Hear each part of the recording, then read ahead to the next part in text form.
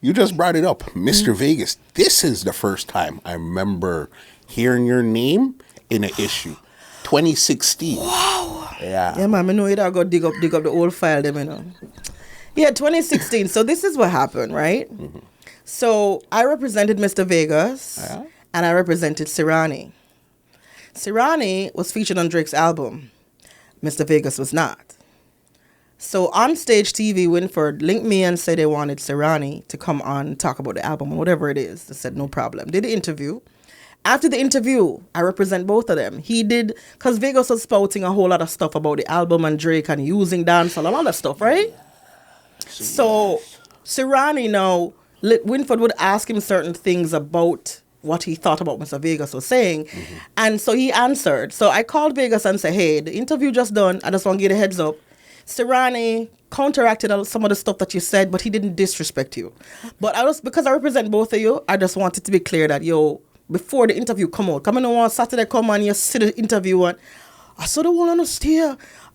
Me tell Sirani if you start sing, I'll start produce. I saw on the stair ungrateful. Hang up phone, block me. Mm-hmm. He's like a girl like that. So he'll block you and then unblock you. So the same way when we're telling about the artists, like the boy surfer, some young with him vex him, block me. Mm-hmm. Maybe 2 days later, him unblock me again and come back and say, yeah, right, more, I represent this artist, or whatever. So now him vex with me because of Sirani Band Drake album. Nothing to do with me. It's okay, cool, no problem. Vex with me same way. And then the following week, Winford wanted him on. Mm-hmm. So, all right, he did it and whatever. No, or it was the other way around. Like, he did it first and then Sirani after. So, he went on Winford, talk a bag of stuff about Drake and the album, and then Winford wanted me to have Sirani on after. So, I told him Sirani went on, counteracted some stuff that you said, but he didn't disrespect you. So, he was vexed, whatever it is. So, now, weeks later, Amari said she's in Vegas there. Yeah. And, she's obviously crazy. So, she says they're in a relationship, whatever it is. So Vegas had a project promoting at the time. Mm-hmm. Anyway, I called him. He blocked me. Him vex, no problem, but me do my work. So I said, hey, I'm going to mention this story anyway because I was doing entertainment news. Mm-hmm.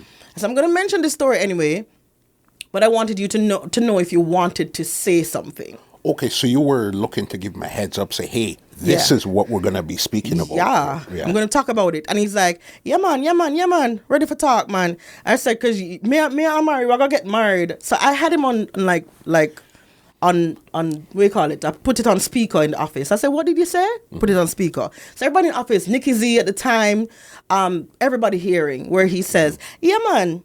Me and I get married and whatever it is. Someone said, okay, it seems like he's taking it as a joke then. He's not taking it personally. So that's kind of light. Yeah. Okay, no problem. So, all right. So I'm going to call you in like half an hour when I'm on air. He says, no problem. So I made sure I had my stories prepared just in case he didn't answer the phone when I called him. Because, maybe him say it because him up on the phone say I'm good with the interview. But when we get there, he's not. So I said, okay, no problem.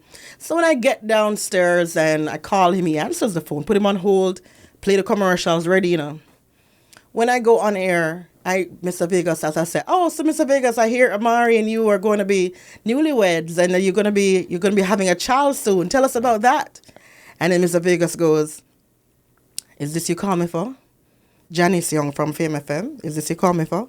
The station with Colin Hines and Francois Saint-Just Bill. Mm-hmm. We have proper music, we have album or promote, we have whatever it is. And this is where you call me for. And then he hung up the phone. So I'm trembling because I'm like, did Vegas just hang up the phone on me? Why did he's like calling my name so after in the whole interview. And he's still your client at this time or you guys weren't working? No. Because after what happened with Sirani, he was upset weeks before. Mm-hmm. So what happened with the artist that he was working with, he said, look like I'm me for manager, so he's upset. But that's what I'm saying. Vegas is always like, upset, block you, unblock you. Upset, not talk to you. Like a girl who go through PMS, you know what I mean? Vex. This part, we're going to get some calls and some blocks too, right? Yeah, no problem. It's fine. It's okay. I'm back broad. So anyway now, so when the interview, so I the good thing I had additional stories. So I finished my entertainment news and I'm like, did the phone cut off or did Vegas hang up on me? Mm-hmm. only a couple minutes later to have my whole phone and everything blow up because he was recording the interview for his Facebook page. That's why he was calling my name because I was on the phone. So he said, Janice Young from Fame FM. He keeps saying my name. So I'm like, why is he calling my name? He posted on his Facebook thing and all of them come in and say stuff like, yeah, man, I saw them go on where them fuck forget them job. I saw them go on when them not real reporter. And I'm like, to the point where, all right, I work on Fame FM. Other stations like Zip had personalities on it that were defending me online. Like, no, there's no way you wouldn't have known what she called you about. They would have given, the reporter wouldn't have called you about something. Why would you go on the air and do that? Like, I'm like, me never have to say nothing at all. Me sit down quietly. Everybody defend me because I'm like, and you know, sometimes too, when you look at it where you work so hard for your career and somebody's just going to come and make it look as though you're unprofessional or you are a bad mind or what. But he was carrying feelings from the whole Serrani thing. And this is his way of getting back at me. So I was like, big up yourself. You are a real girl. You know what I mean? No problem. Because when I seen, okay, I heard the interaction on the radio, but it was after now. I think it was DJ. I forgot what DJ went and posted on Facebook. Nico. Yes. And then that's where he really let off right there. So I said, there must have been some issue with you guys before for him to just get man, that was Why it. Would you just that was get it. this? It was the fact that Serrani get a feature on Drake album. How much artists would Drake I work with and then never reach out to me. So, but that's how he is. Like, if people in the industry understand, so even now when he's like being a blogger and always commenting on stuff, yeah, okay, you know what I mean? That's how you stay. It's okay, it's fine. But my thing is, it took me a while after that. So you pull it up from 2016. It took me a while to rebuild my reputation that you make it look like I'm saying, who did I have sex with to get my job? I don't understand. Like, you know, I work hard for what, and even as a publicist working with a whole lot of male artists, my reputation is solid.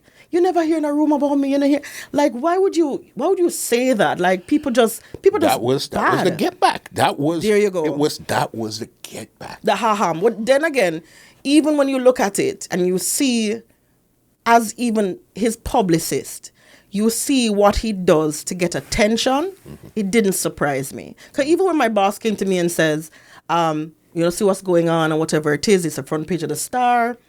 Do you want us to ban Mr. Vegas' music? And I said, no, Francois, because that's what he wants. Okay, because again, I remember when Francois came out, he said, no, we're not going to ban anything. We're looking into it, but we're not going to ban anything. No, he came to me, he asked me, and I said, no, Francois, because I worked in Vegas for about 2 years. I said, that's what he wants, because now he can now make another story to say, I've been banned. I said, we only play Vegas music on Retroactive Wednesday anyway. None of them new stuff, them don't play nowhere. Nobody know business. You know what I mean? So it's don't back, because now that now becomes an extension of the story. I want the story to end. I'm not gonna follow it up. Already, my team, even people who work in different competing entities defend me. I don't need to defend myself. They knew, and people knew, that it was on speaker. This man was asked multiple times. He said he wanted the interview. He was brought on air again before I go live. I asked him, you sure you want to talk? Because I can do the story without having you talk. And the minute the mic is open on live radio, he just says, look how me gonna mess her up now. Look how me gonna deal with her now. I don't know. Yeah. I don't know. Why you never trouble Serrani? I'm the Patrick, you know what I mean? Me just give the heads up, brother. He, of course, a year later, came true to form. Like I was hosting Full House Friday with Captain Colin Hines and Dufton and everything, and the producer said to me, Mr. Vegas wants to come on the show. I said, hey, I'm not blocking nobody's career. Sure, he can come on the show. I just want to interview him. He comes to we were live at the ATL Automotive. He comes sit right beside me. I'm ignoring him because I'm not speaking to him. I get up, go for a test drive. I said, Colin, you do the interview because I'm not talking to him. When I lock off my phone, go up on test drive, and I come back now, everybody's saying, oh, Mr. Vegas, I love you on radio. He might apologize. I said, Vegas has my number. He know me live, he know my office there. If he wanted to apologize, because I appreciate that he did it on air the same way he dissed me on air. Fair enough. I appreciate that. But if he wanted to make amends, he could have done it, because now he's promoting another song. And so now and I'm saying I'm not going to give him what he wants, which is the attention.